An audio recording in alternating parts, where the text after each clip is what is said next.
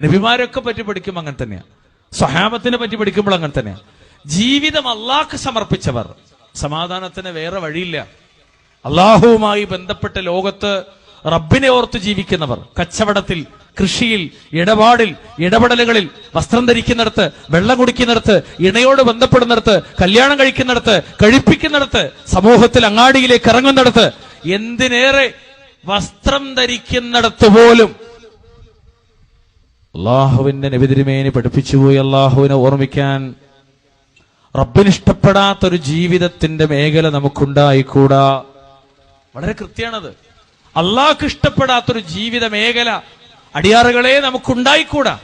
അതുകൊണ്ട് തന്നെ നമസ്കാരത്തിന്റെ വിഷയത്തിൽ ജാഗ്രത കാണിക്കുന്നത് പോലെ, നോമ്പിന്റെ കാര്യത്തിൽ ജാഗ്രത കാണിക്കുന്നത് പോലെ, ഇബാദത്തിൽ നമ്മൾ എണ്ണിപ്പോയ പലതിന്റെ വിഷയത്തിലും ജാഗ്രത കാണിക്കുന്നത് പോലെ, സാമ്പത്തിക മേഖലയിലും നമ്മൾ അള്ളാഹുവിന്റെ കാര്യത്തിൽ ജാഗ്രത പാലിക്കണം. പലിശ നമ്മുടെ സാമ്പത്തിക രംഗത്തെ തൊട്ടുകൂടാ. തുറന്നു പറയാണ്, പലിശ. സ്ത്രീകളിൽ പലരും അറിഞ്ഞോ അറിയാതെയും പലിശയുമായി ബന്ധപ്പെടുന്നവരാണ്.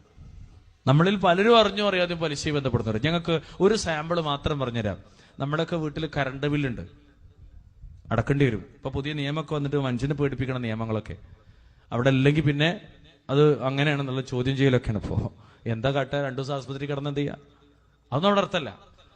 ഇരിക്കട്ടെ, അങ്ങനെ നമ്മളെ വീട്ടിൽ കറണ്ട് ബില്ല് കൊണ്ടുവന്ന് നമുക്ക് സമയം ഉണ്ടാവില്ല, സാരല്ല, സമയം ഉണ്ടല്ലോ, ഡേറ്റ് ഉണ്ടല്ലോ എന്ന് പറഞ്ഞ് നമ്മളങ്ങനെ നീട്ടിയിട്ട് നമ്മളിങ്ങനെ വായിച്ചു നോക്കുമ്പോണ്ട് പിഴ കൂടാതെ അടക്കേണ്ട തീയതി, പിന്നെ ഡിസ്കണക്ട് ചെയ്യാൻ വേണ്ട തീയതി എന്നൊരു 2 തീയതി ഉണ്ട്.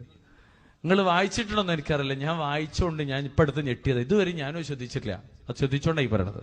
ഞാനും നിത്യജീവിതത്തിൽ പലിശയുമായി ബന്ധപ്പെടുന്നു എന്ന് പറയാനാണ് ഈ പറഞ്ഞത്.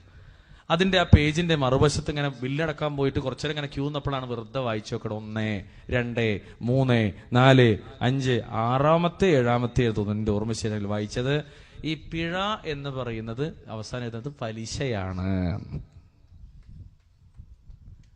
ഇന്ന് അടക്കേണ്ട കറണ്ട് ബില്ല്, ഇന്ന് ഞായറാഴ്ച, നാളെ അടക്കേണ്ട ലാസ്റ്റ് ഡേറ്റിലെ കറണ്ട് ബില്ല് നമ്മൾ അടച്ചില്ല. എന്ത് ചെയ്ത്, സാറില്ല, 5 റുപ്യല്ലേ അധികം കൊടുക്കണ്ടുള്ളൂ.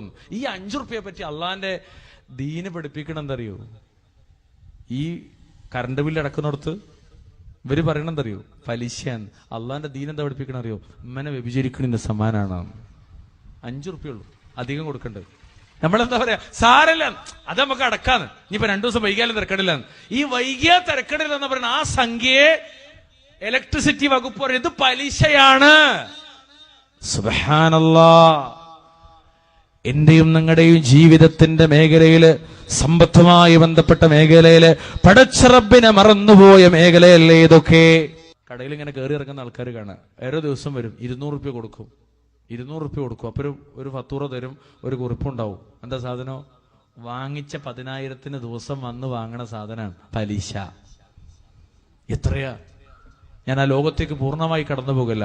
സ്വർണം പഴയത് കൊണ്ടുപോയിട്ട് നമ്മൾ കടയിൽ കൊണ്ടേ കൊടുക്കും, മാറ്റത്തിന് സ്വർണം. എന്നിട്ടോ പഴയത് കൊടുത്താൽ ഇസ്ലാമിന്റെ നിയമം അനുസരിച്ച് യദംബി യദിൻ മിഥിലംബി മിഥിൽ എന്നൊരു നിയമം പഠിപ്പിക്കണം ഇസ്ലാം. ആ നിലക്ക് സ്വർണം പഴയത് കൊടുത്താലും പുതിയത് കൊടുത്താലും തുല്യ വില കിട്ടിയിട്ടില്ലെങ്കിൽ അതിന്റെ പേരാണ് പലിശ.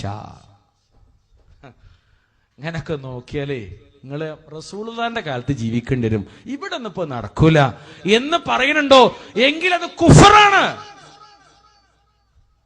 കുഫറാണ്, ഇസ്ലാമിന്റെ നിയമത്തെ പരിഹസിക്കുന്നോ അത് കുഫറാണ്. ഇത് പഠിച്ചിട്ടില്ല, നമ്മൾ പഠിക്കാൻ വേണ്ട. ജാഹിലിയത്തിലെ പലിശ എന്താന്ന് പഠിച്ചാല്, ഇന്ന് ജാഹിലിയത്തിലെ പലിശക്ക് ഒന്നുണ്ട്. ചില ആൾക്കാർ മനസ്സിലാക്കിയിട്ട് ഇന്നത്തെ പലിശ, അത് അന്നത്തെ പലിശനെ പറ്റി, എപ്പത്തെ പലിശനെ പറ്റിയൊന്നല്ല. അന്നത്തെ പലിശ 5, 6 ഇനൊന്നുണ്ട്. അതുപോലെ തന്നെ എണ്ണങ്ങോട് പറഞ്ഞ് ഒരുപാട് പറയണ്ട. അതുകൊണ്ട് ഞാൻ അതൊക്കെ തുറങ്ങി ഇങ്ങനെ പറഞ്ഞത് നോക്കി. നിങ്ങള് നമ്മൾ അറിഞ്ഞോ അറിയാതെയോ ഹറാമുമായി, സാമ്പത്തിക രംഗത്തെ ഹറാമുമായി ബന്ധപ്പെടുന്നു, പലിശയുമായി. അള്ളാഹനെ മറക്കണ വിഷയത്തിൽ.